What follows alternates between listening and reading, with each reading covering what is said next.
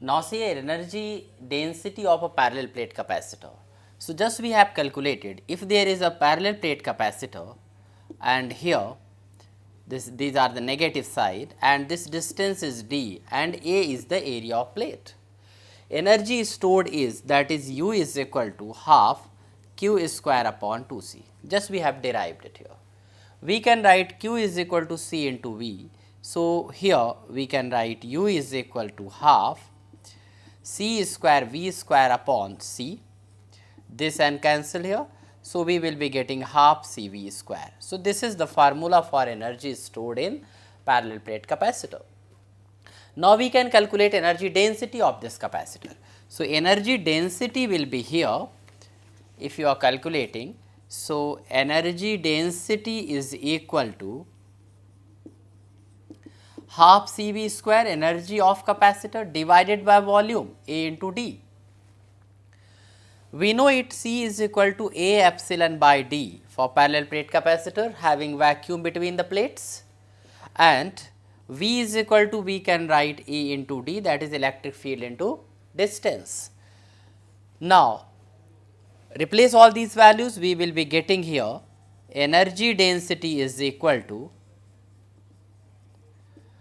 here CV, that is A epsilon upon twice of D into A into D into E square into D square. So this and this everything will get cancelled, you will be getting half epsilon naught E square. So this is the energy density of the parallel plate capacitor. So now let us discuss the concept of common potential. Suppose you have taken two capacitors, one is capacitor having capacitance C1, another is of capacitor having capacitance C2.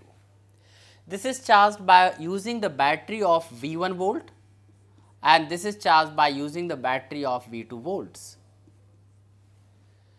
When these two capacitors are charged, Q1 charge in this capacitor is C1 V1 and charge in this capacitor is Q2 is equal to C2 V2. Now these two capacitors are connected in this way, C1 and C2 here in this one.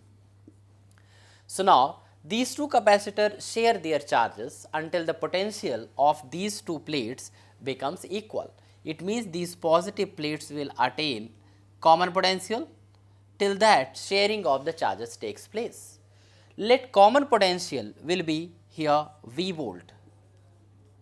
So when these two capacitors are connected parallel here, sharing of the charges takes place and both capacitors, positive plates of the capacitors attain a common potential. This common potential is V volt. Now here in this case we can write charges on the both the capacitors. We can write here Q1 dash is equal to C1 into V and Q2 dash is equal to C2 into V. But see here, in this case conservation of charge takes place, there is no loss of the charge.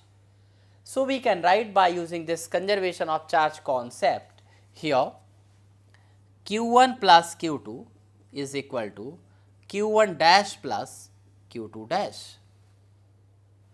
Now put the values of here Q1, this and these values. So we will be getting, when we replace all these values, C1 V1 plus C2 V2 is equal to C1 V plus C2 V, where here V is common potential. Now we can write, we can calculate the V. V is equal to C1 V1 plus C2 V2 upon C1 plus C2. So this is the expression for the common potential.